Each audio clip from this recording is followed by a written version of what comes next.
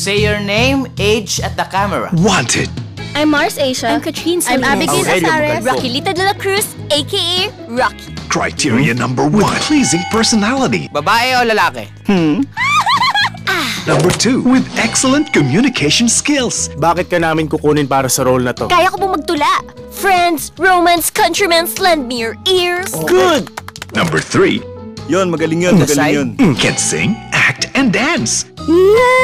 My talent is sexy dancing. To the front, to the front. Next! I can also do interpretative dance. Number 4. Ang dami nang nag-audition, wala ka pa nagustuhan dun, pare. Able to portray a very challenging and demanding role. Ano po bang role ko?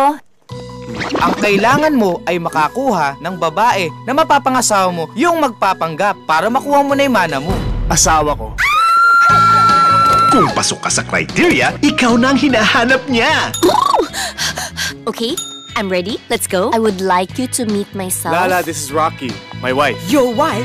Your wife? I don't want a civil wedding. I want you to get married again. On its 20th anniversary, Star Cinema proudly brings its first biggest romantic comedy movie offering ngayong 2014. I now pronounce you husband and wife. You may now kiss the bride.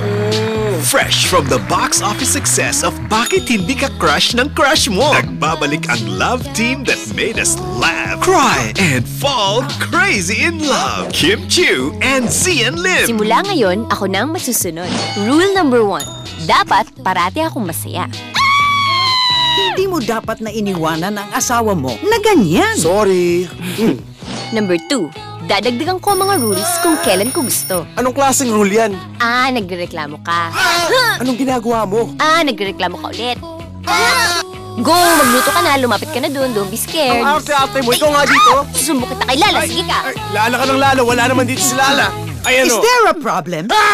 Rule number 3, don't you dare fall in love with me.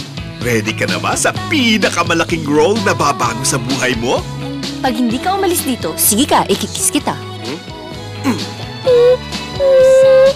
Hanggang salita ka lang pala eh.